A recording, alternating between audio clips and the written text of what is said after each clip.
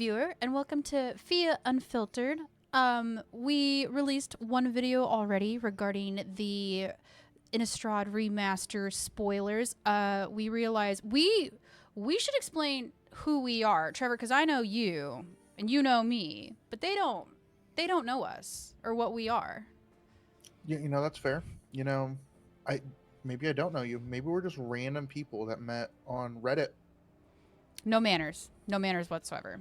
So Nope, none. FIA Unplugged, which is the channel, is in the description. It's basically a group of friends that usually hang out on Discord, kind of like we are right now, and play a lot of video games. And we're like, what if we brought the camaraderie and the chaos that is our Discord and we brought it to tabletop? Because we all enjoy a form of tabletop. Doesn't matter if it's Magic, Warhammer, D&D. Maybe you do the whole trifecta sort of situation.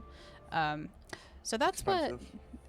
we like spending money on We like, cardboard and plastic. yeah, our wallets like to be empty. It's like when you used to go to the grocery store, or when you go to the grocery store now, if you still have the option there, you go, would you like paper or plastic when you're getting your bags? And we're like, both. And we would like to spend copious amounts of money on it, so we can play with them on, our dining room tables, like, middle-aged men, which some of us are. So what FIA Unfiltered is our Magic channel, where Trevor and I, and special guests as they arise, are going to give hot takes on Magic. Me being the newbie to the Magic realm, and Trevor being, in our group, the sweat. Do not do that. That's cursed.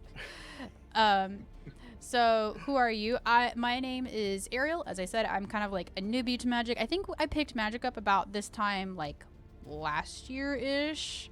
I think so. So, not quite like super new, but But you picked it up pretty quick. You had a pretty great teacher. Just saying. when you have to raise yourself up because the girls won't, just saying. Hey, some girls do. Some girls do. We won't go into that. I'm Trevor. I've been playing Magic since 2013, 2012. Started playing back in Return to Ravnica. So I've got a little bit of experience on my belt. Trevor, for context, what year were you born so people know exactly how long you've been playing Magic? Because you're not that old. I'm not that old. I was born in 2001 in October. And I guess I started playing Magic. I got my first gift bundle because my uncle was playing Magic and I really liked playing Magic with him.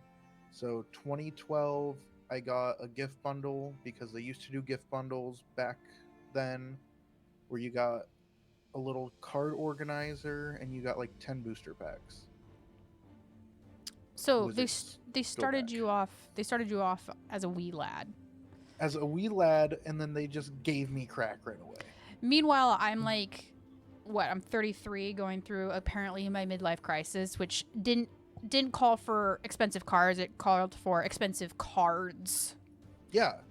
There was just a D added to the end of it. Yeah. Let's see. And our editor asked us, what is Magic to you? I think this is a tough question because we haven't thought about these, right? We decided that we were going to go over these live raw so that way the answers are true. So why don't, because 100%. you have a family thing, so why don't you start? What is Magic to you? So I started playing, like I said, back in 2012, and I would play with my uncles, and we would just play on the kitchen table, and we would have unsleeved decks, and we would eat pizza, and the cards would get, yeah. You're a monster. We would have unsleeved decks, and I would just try beating my uncles, and I just could never get it done. But my uncles were also playing Slivers and Eldrazi and Elf, so I grew up with the toxic deck types that... Well, toxic. That we know and love, and our friends know and love. Yeah, people that have been in it for a while. Yeah, but that's what I was starting on, and I started going to tournaments back whenever I was playing back during Shadows over Innistrad, so I had about 4 years, 3 years to figure out how to play exactly, and then from there I've played competitively for 7 years. Did some big tournaments, won some money, That's cool. did some good stuff. Yeah. That's real cool. Um, yeah, I think my first major tournament was up in Tacoma, and I got ninth in it, and there was 256 people. It That's was a cool. full day tournament. If I would have drawn my last match instead of playing it out, would have got top 8. Very disappointing. You only have yourself to blame. Oh yeah, I just did the math wrong. The math was wrong. Uh, my Magic history is not nearly as exciting. What is Magic to me?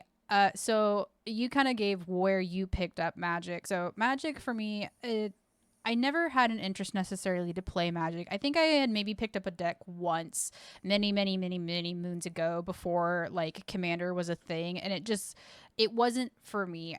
I've tried other TCG games, right? I tried a little bit of Force of Will, and it didn't have a whole lot of traction on the West Coast, and it just I got sucked into the cool anime art, because I like anime. If you can't tell behind me, so that got me in, but it still didn't really jive. And then during COVID, I picked up a lot of different hobbies, and I've noticed I kind of bunny hopped around different hobbies.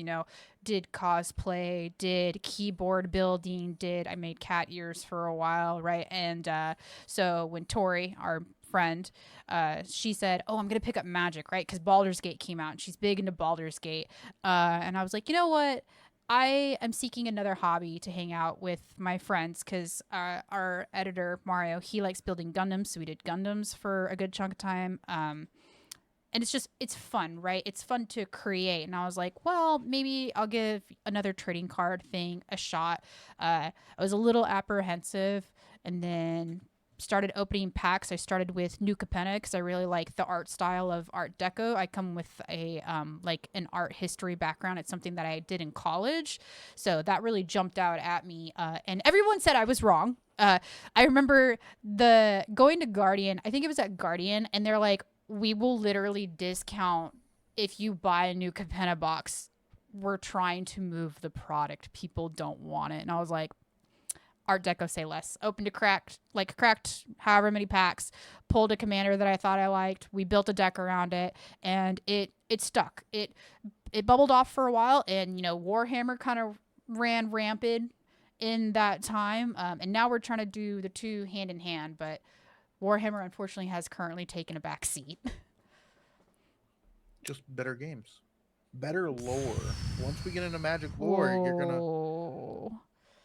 Well, there's gonna be some spicy takes. Spicy takes. For Magic lore, Urza did nothing. Urza did nothing wrong. Not Magic lore. The conversation of Magic is better than Warhammer lore. There's gonna be some upset people, and there are friends. That's fine. Dane can be upset.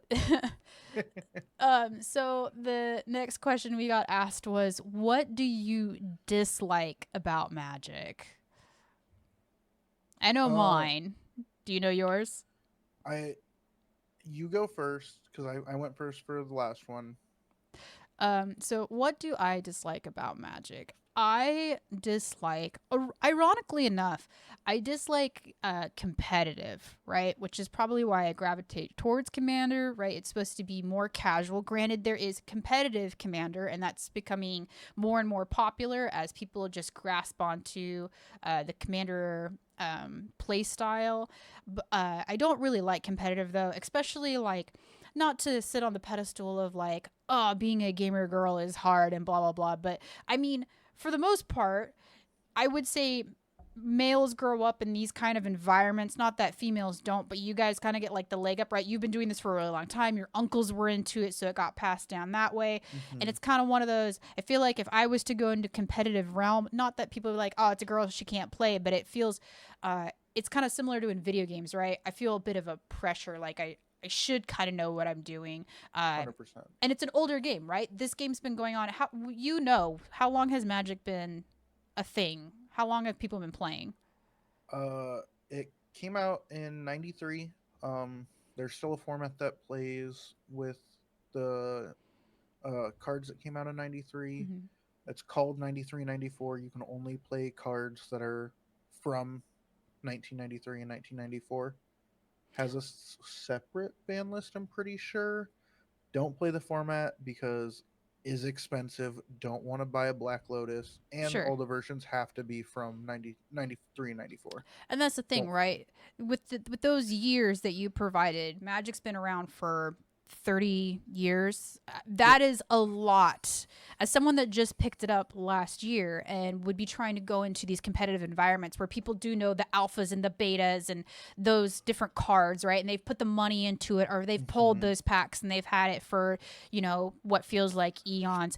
I can't compete. That's 30 years worth of knowledge that I just can't cram into my 100%. head or obtain those cards. You'll get there one day. Oh, God. We'll start cracking alphas. Let's go. Oh, I didn't say that. I don't You'll make get enough the money for that. knowledge. You'll get the knowledge.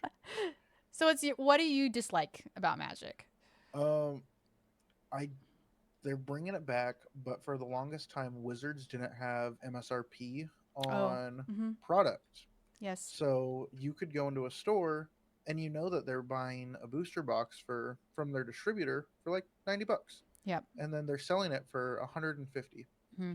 And that was the thing that I didn't like for the longest time because it made it to where product was just so expensive. I'm also not a huge fan of the secret layer stuff. I was gonna The say, while we talk about that, let's address the secret lair issue in the room. so I'm not a fan of them. The Walking Dead, for example, Mm-hmm. um, a handful of those cards aren't actual magic cards. Oh. So the Stranger Things ones, they gave magic cards, but Mm-hmm. they didn't do the same with The Walking Dead. So some of The Walking Dead cards aren't actual cards, but you can still play them, which made the value of them extremely increased. It just inflated the price a significant amount. Right. And I think the other thing to address with secret layers right now is it's secret layers are expensive. You're only getting so many 100%. cards. And on top of that, they're only printing so many. So we're getting a lot of scalpers right now. We saw it with, what was the Puppies and Kittens deck, I think it Yep. was. It's ridiculous, and some of the art is really hit and miss. A perfect example would be the Hatsune Miku ones. I 100%. love Miku 100%. Downstairs, I have a whole glass case with a shelf dedicated just to her. Right? We talked about that love in anime. There was cards I loved in that Secret Lair set, and cards that were cursed. And you're spending a lot of 100%. money, and Well, you're probably yeah, not gonna use those cursed cards. Those are gonna get put into a binder to say that you had, or you're gonna sell it to a card shop, right? 100%. What is something that you like about Magic? So I like the competitive atmosphere, and I know you don't. Everything I don't like. Yeah. I think the competitive atmosphere, if you're with the right people, Mhm. and even if you're in your tournament and after you're around, say you lost, and you just have friends to go back to, and you're like, damn, that really sucked. I misplayed here, here, and here. You at least can bounce those ideas off of people you know Mhm. and be like, well, this was fine. Mhm. I may not have played the best I could, but it was a learning experience that Mhm. I can use for future games. So I think the competitive atmosphere, the community is also really good in the Mhm. competitive atmosphere. You do have a couple people that are just salty, and it's typically the older people that have been playing since that 93, 94. I mean, every group But has them. 100%, everyone has the haters that are like, "Oh, I'm better than you," and they just get Right. super cocky. But those are also my favorite people to just pub stomp. Sure. It feels good. It It feels feels good to kind of so like put good. them in line. Uh-huh. You're like, "Oh, yeah, you don't like it? Well, get smacked." Sure. I think my favorite thing about Magic, you touched on the competitive community. I actually just like the community as a whole. I actually really like Magic because we host a lot of Magic nights at my house. We do drafts. We have lots of varieties, and it's a moment where all of our friends that enjoy Magic, which is a very large proportion of them, we do unplug from our computers. We sit down, we open packs, we get excited with each other. It's kind of like watching a sports game with your buddies, except for we're not watching sports, right? We're cracking cardboard and getting excited over a stupid little piece of cardboard. I love going to card shops and building relationships with people at card shops, right? You make Mhm. you make friends and you bond over the interest. I mean, you can do that with really any hobby. We do that with Warhammer too, but it's a lot of fun. And it's really cool when you're at a card shop, right? And you crack a pack and you know the people at the card shop and they're like, "What did you pull?" Or they're hovering over and you're like, "Oh, you just bought Dominaria. Did you crack a Shieldred? Oh, you pulled from Phyrexia Obleby one. Did you get, and name off like Elish Norn or something like that? Did you pull that 100%. big high price thing?" And when you do, right, everyone's super excited. Like, "Oh my god, I can't believe you did that!" Right? That was Pat with Chronos and Shieldred when he cracked that. I love that Pat cracks that card, right? And he looks at me, he goes, "Was this the one that you're looking for? And is she worth anything?" Yes. Yes, Patrick, she is. And meanwhile, the guy behind the counter at Kronos is losing his mind. 100%. Uh, what do you look for while building a deck?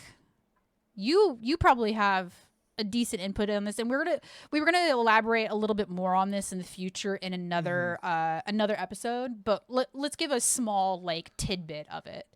I was gonna say I'm a big brewing guy. I like brewing my decks. I Mm-hmm. spend time at work brewing. I spend time whenever I'm home brewing. Don't tell his boss. I don't know if my boss knows what YouTube is. Hey.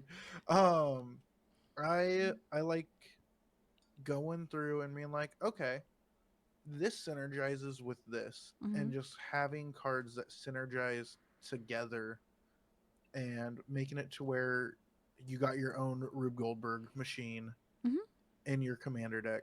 Because I like playing combo decks. Mm-hmm. Ariel doesn't like me playing combo decks I because don't. sometimes my wheels spin and then they don't go anywhere. We'll get to that. But I think it's super fun to have my wheels spin. So, would you say you're looking for combos when you're building a deck? 100%. I'm looking for as many synergistic combos as I can get, Sure. as many as I can slam in there. Mm-hmm. I'm looking for stuff that combos well with my commander if I'm building a commander deck. So, I would say, what am I looking for when building a deck? I think because I play commander primarily, I am looking for a commander that interests me. And unfortunately, I've made some bad calls, right? I've built a couple decks, I've destroyed a couple decks. We have decks that just sit and collect dust right now. There's been decks that are getting tweaked. Um, but I think starting with the commander, and then I use MTG Rex to build my decks, or consult you, or pick things that I think might be good. So I would say when what I'm looking for when I'm building a deck, ironically enough, is I like looking for the deck. I like going out to the different card shops. I like surfing for them, right? It's kind of like a weird scavenger hunt or whatever have you. And I like sitting down specifically at Mox because we've talked about Mox before. mm-hmm. I like sitting down at Mox because Mox will show you all the different printings that they have in stock, and I like looking up a card, especially like a great example, right? Bop has a couple different artworks. It's been reprinted in secret layers and stuff like that, right? For like the Monty Python. I like. I like when I go to sit down, do I get to make the choice of am I buying budget or am I spending a little bit extra for an art? And I like looking at those art cards. So as far as like what I'm surfing for card wise is mechanics, not really anything. Something that synergizes hopefully with my commander if I did it correctly. But more so I like when I build a deck, and I think that's why I have so many decks is because I enjoy going and hunting down those cards. You Uh like the chase. I do like the chase. I also like cracking paps. I like that hit of serotonin. Oh, What is your favorite deck you own and why? that I own? That Mm, you own. And it has to be in paper, not in Mox. oh, okay. You know, you hate it. I love Flubs. it. It's My flubs. my boy Flubs. Fuck that I frog. love that frog that is in its little dress and it doesn't know where it's going. He's a fool that You're a has fool. nope. He is Flubs the fool, and he has a place in my heart. He's a good combo deck. He could be CDH, but we aren't putting him in that CDH train yet. There is a Mox Diamond I've been looking at Chronos, so and that'll go straight into Flubs. I have to say though, as much as I don't like flubs, right? And again, we'll get to that part of, what decks do we like, what don't we like when we're playing and stuff like that. Flubs is, I think, the one that you visibly show that you are thinking the most about in what you're doing, right? Because there's a lot of triggers and you have to see exactly what you're fishing for. And can you reach that win in that turn? And what can you do to prolong that term, right? Yep. I think the best way to describe Flubs is edging the deck. Sure. And probably yourself Oh, in some cases. Obviously, yeah, exactly. What is my favorite deck? I think I mentioned it yesterday in our archetypes conversation. I really like Nekuzar. Nekuzar, I really like Quasar for a really long time. Don't get me wrong, which was my first draw deck. It was blue, black, white. It was playing wheels. It was doing a whenever I draw I draw a card, yeah. someone takes a life, and whenever I gain a life, I think, if I remember correctly. And that has the Sanguine Spawn in there and like a couple other things. And it's good. Don't get me wrong, it is a good deck. It's got, all of the different tutors, I think, except for in black, because black tutors are relatively expensive, and I pulled a lot of tutors when I was pulling from Dominaria. But I like Nekuzar because it feels faster. It feels better. I feel like it's a higher tier of level when you talk about deck levels. It's doing it better. Am I missing white? Yes, but I'm not doing a whole lot of white. The white is really splashed in there for the Quasar. Kind of like the red. The red isn't really doing anything. If anything, it's giving me the ability to do some other wheels. Granted, I have to take some wheels out when I take out white. But I really enjoy that one because I feel like that one encompasses a lot of powerful cards, right? Quasar and Nekuzar, they share a lot of the same cards. Both are running Shieldreds. Both have the Psychosis Crawler, which are doing the same exact things. It's just what else is coming to the table. So I think that one would probably be my favorite deck. And because when Nekuzar isn't out, when the Shieldred's not out, the things that are causing a lot of damage, it is a fun deck because we talked about like Kami, right? If it's the beginning of the game, it's starting, I play Kami. Everyone's happy to see Kami, right? You're getting to draw cards and you're not taking a penalty. It's when 100%. other cards hit the field is where maybe that Kami wasn't so nice to see. It's got like the little secret killers. It plays with the other people at the table. They're happy to see it, but they're not happy to see it at the same time. So that would be probably my favorite. And because you brought up flubs and it gets to this question, I'm going to do this one in reverse. What type of deck do you hate? I'm going to go first because I'm very, very passionate about this one. I hate Simic decks. I do not like sitting down at a table with Simic decks. We built me a Simic deck, Tatiova. It was good. It was a good deck. It was fine. I could play it. It took a little bit more brain power to play it. A Simic deck, I feel like, is not fun in a pod because honestly, your turns are taking a large, significant amount of time, right? You're doing landfall things, you're surfing for cards, you're touching your deck a lot. It's about you, right? You went to go do a quartet and you decided you were a soloist. It doesn't feel good. Same goes with, and we've talked about it before, Orzhov. We get it. It's just so boring. You're doing life gain, you're doing life drain, or you're doing spirits, or whatever have you. It's dull.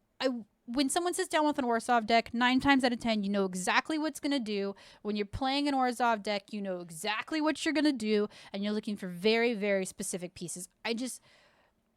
Orzhov needs something else than that. Same could be said for a lot of different archetypes, right? Gruul, it's like, oh, Unga Bunga, you smash.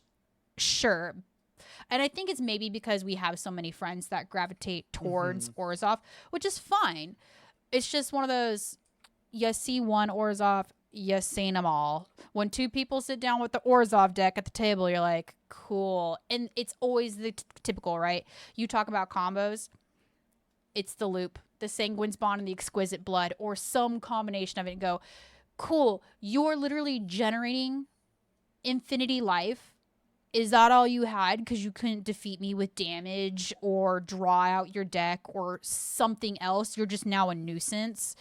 And that is what sucks, right? Is you have a good deck and maybe someone doesn't get to that loop yet, but they're getting a shit ton of health, right? And you're like, it doesn't matter. At that point, you don't need to declare blockers when I'm swinging at you. You have such an astronomical amount of health. It doesn't matter. There's nothing I can do. Yeah, 100% agree. But that is not my type of deck that I don't like. I'm gonna say it. I don't like token decks. I've played them in the past. We get it, token players. You don't have a lot of friends. You need to make some more. Better disposable. Yeah. You can make your friends, but I think they're boring. They're all the same. Doesn't matter if you're playing elves or you're playing soldiers. You're playing the same deck. I mean, There's nothing special about it. I've got Kudo, right? It's and token decks are really easy. You're going real wide, and you've got a lot of annoying blockers. And we know if you are playing a token deck, you are doing something that is going to involve counters to boost them to be more than just 1/1s. Yep. And I'm guilty of that. You are. But I can't get behind a good token deck, and I've played good token decks before. There's some fun token decks. I just think that there's better things to be doing than just making a bunch of tokens. Mm-hmm.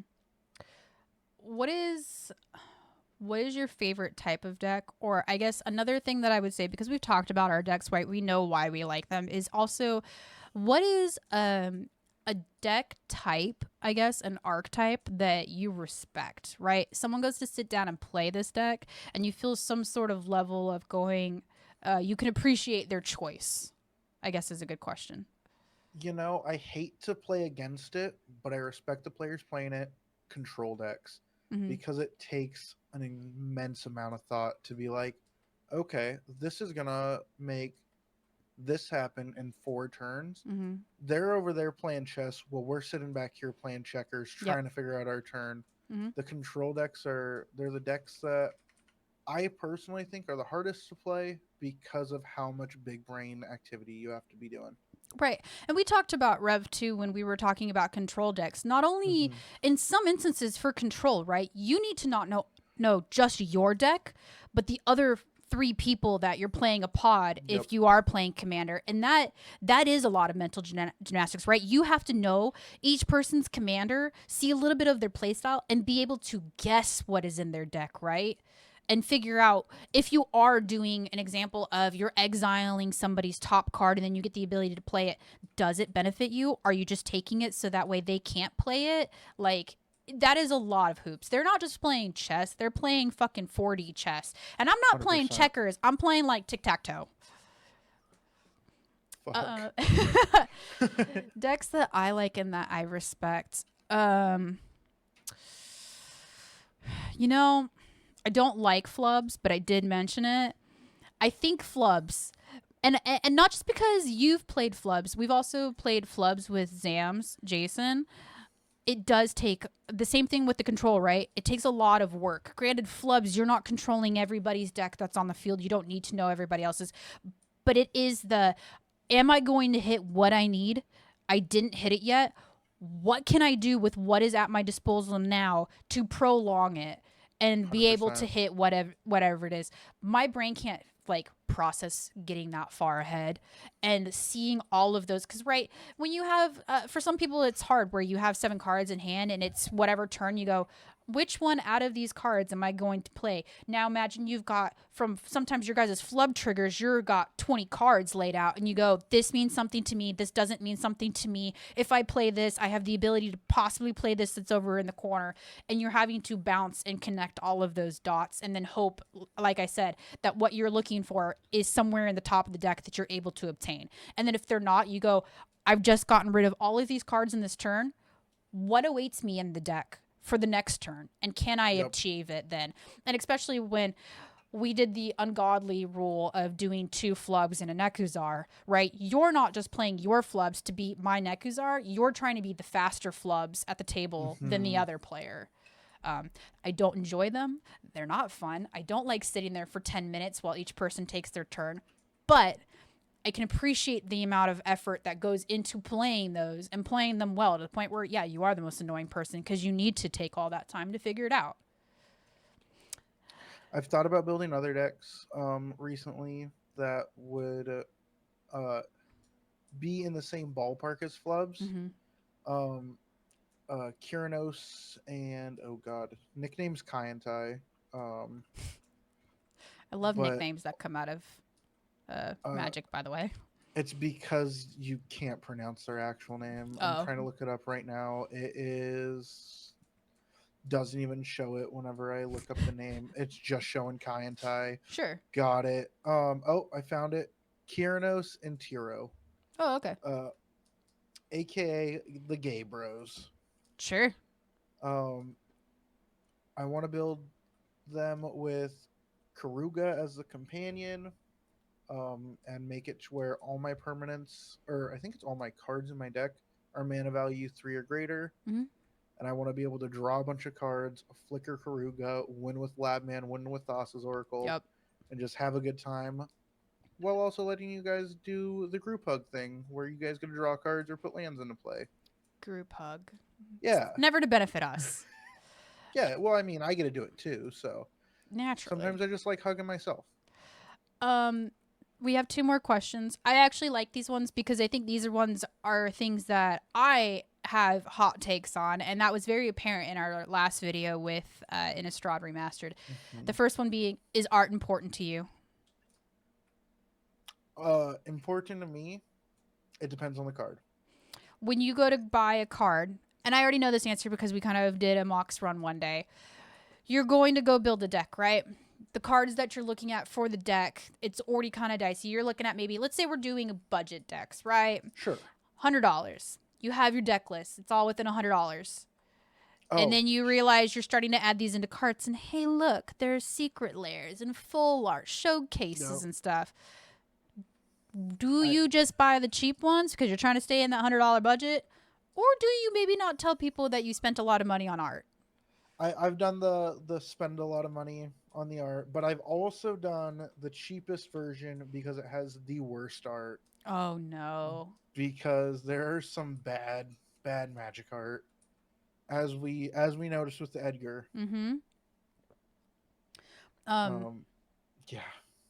I think we all know, based off of my opinions during the Innistrad, art is very important to me. It's not that I won't play specific cards because I don't like the art. There are cards that I won't. For example, when we built Mirren, and it's primarily dealing with a lot of insects, me and bugs, we don't go together. In fact, we need to stay as far apart as possible. And there was, what was the card with all of the... Oh, Worm Infestation. Worm Infestation. I dislike worms so much. So good. The card, even just on the table, gives me the heebie-jeebies. So we made a proxy with gummy worms, which was so much better. So much better. And it was adorable. And it was so cute. Because it's 2 people trying to harvest some gummy worms. Yeah, 100%. Art is important to me to a degree. Now, I will say, if I am building a deck, it depends on what the dollar figure is for that full art. And if I like it enough. An example, I needed swamps for Nekuzar. I did buy a pair of Secret Lair swamps because they looked nice. And I was like, you know what? I'm feeling froggy. I'm going to spend the money on it because I think I'm going to really like this deck. And so I really want to, like, pimp it out, right? In other instances, there's a card and I'm looking at it going, this original card that I don't really care what the art does. I don't know if I'm going to like the deck. It's 43 cents. Or there's this really cool art that's like $22. Well, I'm going to probably go cheap. 100%. It's also whether or not it's a card I like, right? I have a bunch of Counterspell cards. I think if someone was to ask me what is your favorite Magic card, it would probably be Counterspell. I play it in every blue deck that I can. When I was making my Japanese Nazguls, right, I had to have the Japanese Strixhaven. I had to have it. The Japanese Strixhaven Counterspell. And I have it. And I spent, I'm pretty sure it was $22 at Moxfield, or at Mox, and I bought it. Do I have Counterspells at home? 100%. But I'm going to go get the art. Exactly. And the other question was, would you pass on a card because of the art? I have done this. I have not. I think that if I need the card for the deck, I'm gonna go for the card.